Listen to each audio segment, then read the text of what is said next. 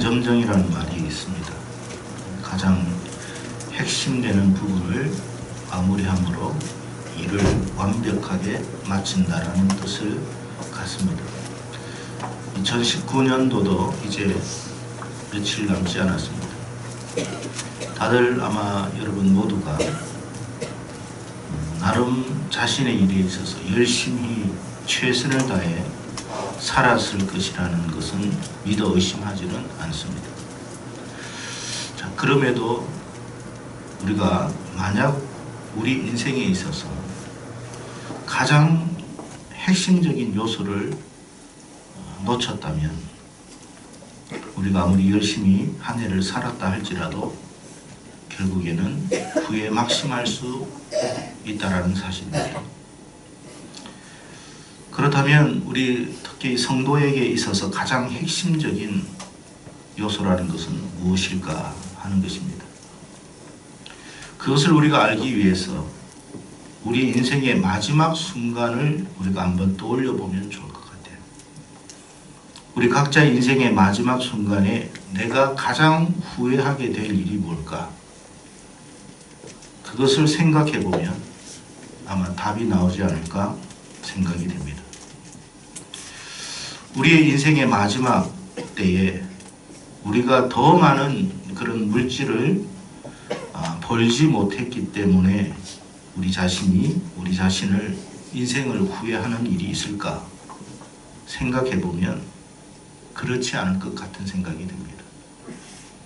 더 많은 지식을, 학문을 쌓지 못해서, 명예를 얻지 못해서, 아니면 인생을 더 즐기지 못함으로 인해서 우리의 삶을 후회하게 될까라고 생각해 보면 꼭 그런 것만을 가지고 우리가 후회할 것 같지는 않다는 것입니다. 그렇다면 어떤 부분에 있어서 가장 후회될 것인가 하는 생각을 해보면 두 가지로 압축이 될 것 같아요. 첫째는 사랑하는 가족과 함께 시간을 좀 더 갖지 못한 부분을 우리가 후회하게 될 것 같습니다. 내가 좀 더 가족들에게 시간을 보냈으면 좋았을 텐데, 가족들과 함께 좀 더 그때에 더 좋은 시간을 가졌으면 얼마나 좋았을까 하는 그런 후회들이 많을 것 같습니다. 그리고 또 무엇이 있을까를 생각해 보니까 살아계신 하나님과 더 긴밀한 시간을 갖지 못한 부분을 가장 후회할 것 같다라는 생각을 해봅니다. 인생의 마지막 순간을 맞이하게 될 때 사람은 본능적으로 알게 된 사실이 있습니다. 그것은 하나님 앞에 서게 될 것이라는 것입니다. 그때 우리 각자가 가장 후회할 일은 바로 하나님과 좀 더 깊은 만남의 시간을 갖지 못한 것, 그 부분을 후회하게 될 것이라는 생각을 하게 됩니다. 열심히 최선을 다해 살았던 것은 분명 사실입니다. 인생을 정말 나름대로 최선을 다하고 열심을 다하고 살아왔는데 그 열심과 최선의 순간 속에 가장 핵심적인 것을 놓치고 살아왔다면 그 열심과 최선은 마치 물거품처럼 사라지고 말 것이라는 거예요. 허망해진다는 거예요. 물론 성도이니까 교회를 열심히 출입했던 것도 분명 사실일 것입니다. 목사님, 저 교회에 한 번도 안 빠졌습니다. 저 기도에도 열심히 참여했습니다. 그런데 여러분, 교회를 열심히 출입한 것과 하나님과 깊은 시간, 교제의 시간을 가진 것은 좀 구별될 필요가 있다. 구분될 필요가 있다는 사실이에요. 교회는 출입했지만 하나님과의 그 깊은 교제의 시간은 갖지 못할 수 있다는 것. 이것은 마치 뭐와 같으냐면 날마다 집에 우리가 출퇴근을 하면서 집을 우리가 들어가고 거기에서 함께 숙식을 하지만 가족들과 함께 정말 깊이 있는 그런 대화나 시간을 갖지 못하고 인격적인 교제의 시간을 갖지 못했다면 그 열심히 그 가정을 출입했던 것이 무슨 의미가 있겠냐는 거예요. 최선을 다해서 산 건 맞아요. 열심을 다해서 산 건 맞아요. 그런데 아이가 엄마를 몰라. 엄마와의 정서적인 관계가 전혀 안 돼. 아빠와의 정서적인 관계가 안 돼. 먹을 건 줘요. 근데 정서적인 교감은 안 이루어져. 용돈은 줘요. 근데 정서적인 교감은 이루어지지 않아요. 그것이 우리의 인생의 끝자락에서 생각해보면 가장 후회될 부분인 것처럼 우리가 교회를 열심히 출입한 것은 사실이지만 하나님과의 그 정서적인 교감, 인격적인 교제, 그것이 전혀 이루어지지 않았다면 우리의 그 열심과 최선이 무슨 의미가 있겠냐 하는 거예요.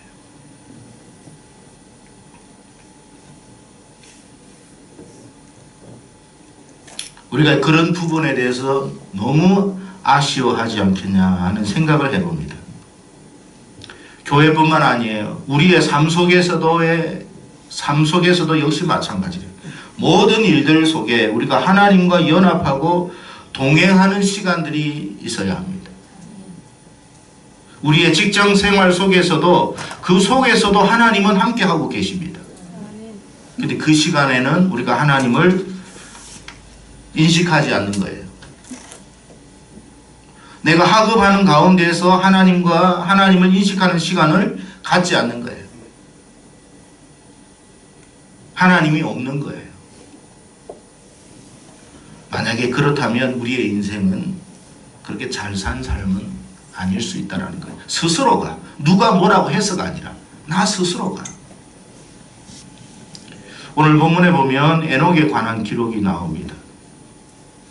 근데 에녹이요, 무두셀라를 낳은 후에 300년을 하나님과 동행하며 자녀를 낳았다라고 기록을 하고 있습니다. 여러분, 무두셀라를 낳기 전에서의 그 인생과 무두셀라를 낳고 난 이후의 그의 인생을 성경은 분명히 구분시켜주고 있습니다.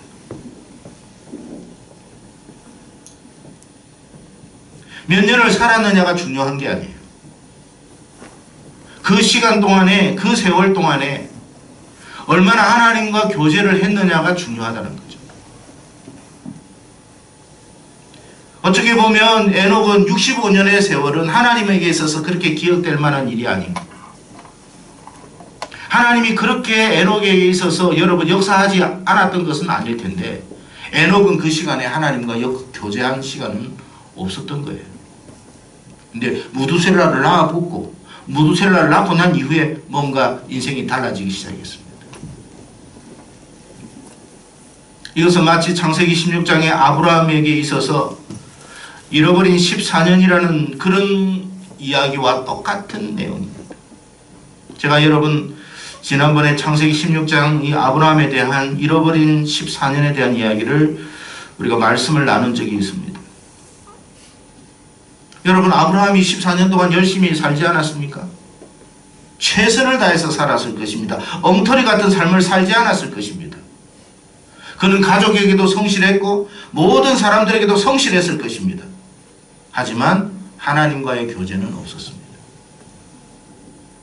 하나님이라는 이름은 불렀습니다만 하나님과의 인격적인 교제가 이루어지지는 않았어요. 그래서 그에게 있어서 14년은 잃어버린 세월이에요. 마찬가지로 에녹도 그런 거예요. 여러분, 우리가 열심히 살고 최선을 다한 것과 정말로 핵심적인 가치를 놓치지 않은 것은 다를 수 있다는 거예요. 우리가 인생의 끝자락에서 정말 하나님을 만나는 그 상황 속에서 우리가 인생을 뒤돌아보며 살아왔던 세월을 뒤돌아보면서 정말 후회할 것은 여러분, 더 남들보다 명예를 얻지 못함이 후회될 것은 아니라는 거예요. 내가 더 많은 돈을 쌓지 못해서 후회할 일은 없어요.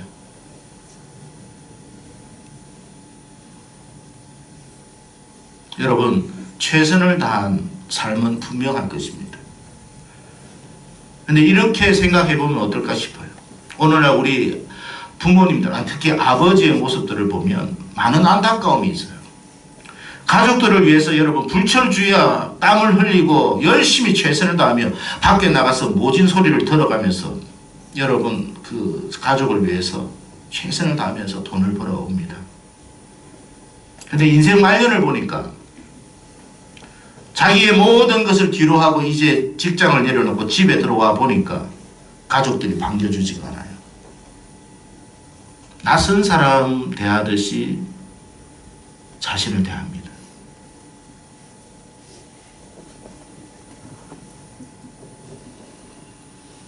가족들이 자기 곁에 있지 않아요. 있지만 마치 그림자 대합니다. 얼마나 여러분 혼자 남아있다는 그 자체가 쓸쓸하고 외로운지, 남은 세월 자체가 얼마나 고독할 것인지 자신이 생각해보면 얼마나 억울할까라는 생각도 듭니다. 정말 내가 왜 이런 대접을 받아야 되지? 나는 가족을 위해서 최선을 다한 것뿐인데 왜 내가 가족들에게, 자식들에게, 아내에게 이런 대접을 받아야 하는가라는 울분이 쌓일 것입니다. 그렇지만 여러분, 그가 최선을 다해서 열심히 산 것은 사실이지만 그가 놓친 것이 하나 있다면 가족과의 더 깊이 있는 시간을 갖지 못했다는 것. 마찬가지로 하나님과의 관계에 있어서도 그럴 수 있습니다. 여러분, 이 땅의 가족은 우리가 이 세상에 살 동안의 관계에서 끝날 일이지만 하나님과의 관계는 영원한 관계인 줄로 믿습니다. 그렇기 때문에 우리의 인생 끝자락에서 가장 후회할 일이 있다면 바로 내가 내 인생의 시간 속에서 하나님과 연합된 시간을 더 많이 가지지 못하고 그냥 열심히 살아왔던 그것을 가장 후회하지 않을까 하는 생각이 들어요. 열심히는 살았어요. 최선을 다해서 살았어요. 제대로 밥을 먹지 못하고 김밥 한 줄에 여러분 끼니를 때웠던 적이 한두 건은 아닐 수도 있어요. 그렇지만 그 모든 그 소중한 시간들이 하나님과는 별개의 시간이었다면 내 인생의 끝자락에서 후회할 일밖에 없을 거라는 거예요. 하나님과의 관계가 소목해지는 거예요. 하나님이 낯선 거예요.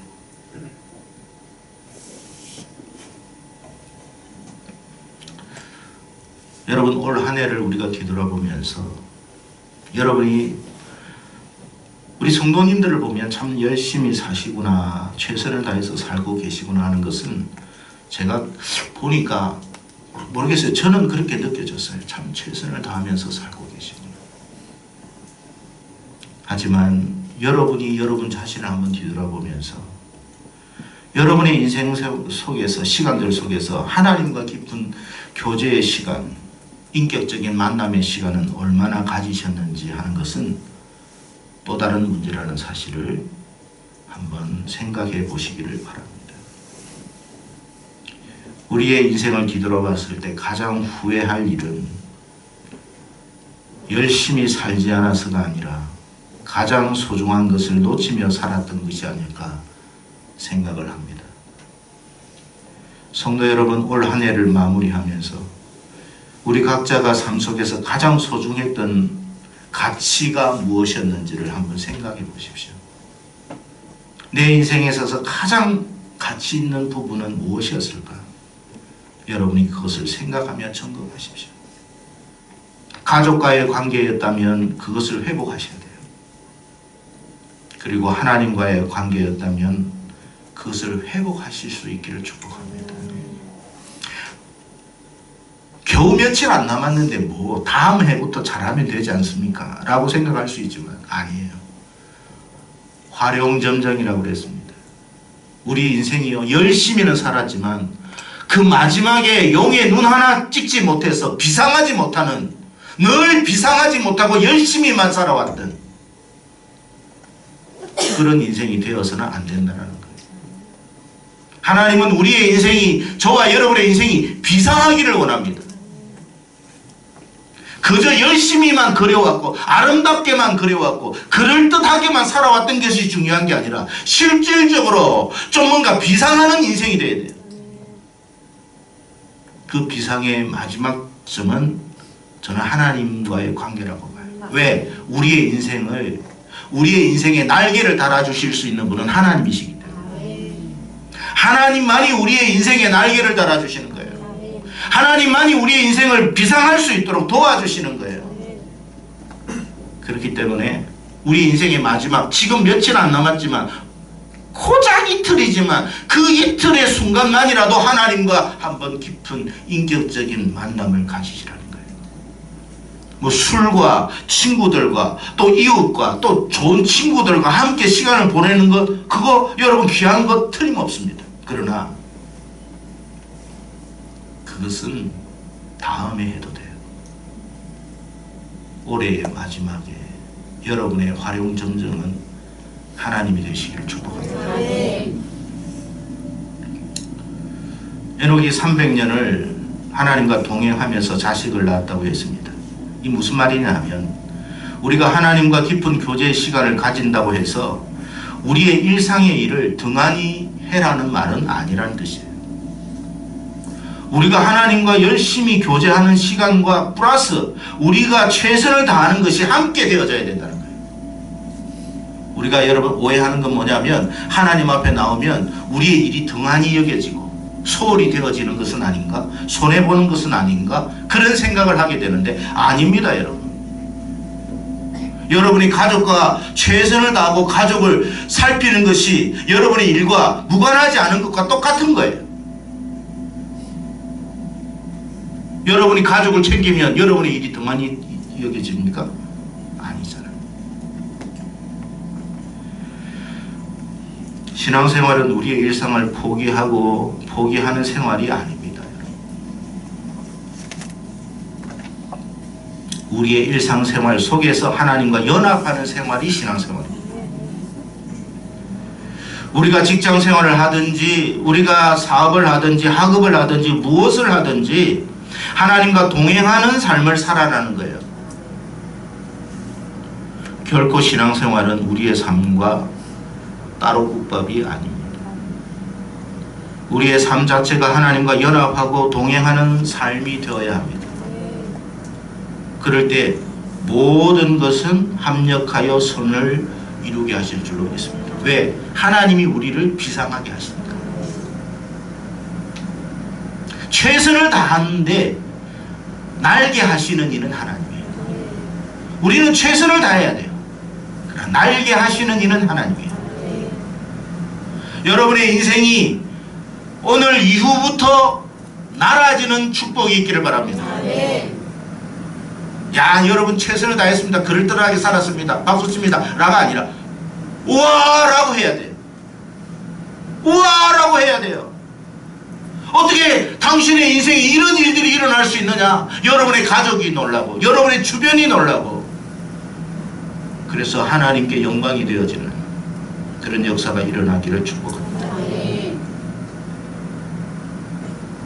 왜 우리가 하나님과 연합해야 되느냐? 우리의 삶 속에 우리의 삶 자체가 하나님과 동행하는 삶을 살아야 하느냐 하면 하나님은 우리의 삶을 결국 선하고 복된 길로 인도해 주시기 때문에 그렇습니다. 우리의 생명을 환난에서 보호해 주시고 지켜 주시는 분이 우리 하나님이시기 때문에 그렇습니다. 비록 우리가 어려운 시간을 보내었다 할지라도 괴로움과 고통의 시간을 우리가 지낸다 할지라도 그러나 우리가 하나님과 연합하면 하나님은 그 가운데서 우리를 지켜주시고 보호해 주시고 이끌어 주시기 때문에 그렇습니다. 그리고 결국에는 합력하여 선을 이루어 나가게 하신 것입니다. 바울과 베드로가 여러분 얼마나 어려움에 많은 삶을 살았습니까? 옥중에 여러분 들어가기도 했습니다만 그들이 그 옥중에서 하나님을 경험하고 결국에는 하나님을 찬미하는 생활을 살았던 것처럼 우리의 삶에 여러 가지 고단함은 있을지 몰라도 우리가 하나님과 동행한다면 옥중이라도 찬양의 역사가 일어납니다. 그게 여러분 세상 사람들과 구별된 삶이에요. 옥중에서 어떻게 찬양이 나옵니까? 그 비극적인 현장에서 어떻게 찬양이 나올 수 있습니까? 맞습니다. 그러나 하나님과 연합한다면 그 삶도 찬양이 될 수 있다는 겁니다. 우리가 한 가지 착각하고 있는 것은 뭐냐면 우리 자신이 부족하고 연약하고 실력이 없고 백도 없고 뭐 그렇기 때문에 내 인생이 잘못되고 있는 것은 아닌가, 그렇게 착각할 때가 있어요. 아닙니다. 그것 때문에 우리의 인생이 지금 잘못되고 있는 것이 아니라, 꼬여 있는 것이 아니라, 어떻게 보면 하나님과 동행함이 없기 때문에, 없었기 때문에 우리 인생이 자꾸 실패하고 무너지고 모여지는 거예요. 지금이라도 우리가 하나님과 연합하면 하나님은 반전을 일으키시는 하나님이신 줄로 믿습니다. 여러분, 하나님은 반전의 하나님이에요. 모든 사람이 아니다, 끝이다라고 할 때 하나님은 뒤집어 놓는 분이십니다. 에이고, 올해 너는 이제 인생 끝이야. 내년에는 희망이 없어. 너는 희망 보이지 않아. 아니에요. 이 며칠 안 남은 이 시간에 하나님과 연합해 보세요. 하나님은 뒤집어 놓습니다. 누가 끝이래? 누가 너의 인생을 끝이라고 했느냐? 내가 새롭게 시작할 거야. 이게 하나님이신 줄로 믿습니다. 감사하게도 에녹도 처음부터 하나님과 동행한 것은 아니었습니다. 무두셀라를 낳고 난 이후부터 그랬다고 기록하고 있습니다.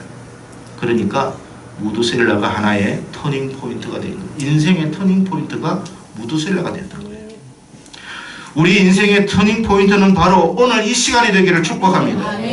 자식을 낳았다고 인생의 터닝 포인트가 되는 건 아닙니다. 무두셀라라는 뜻은 그가 죽으면 심판이 온다라는 그런 뜻입니다.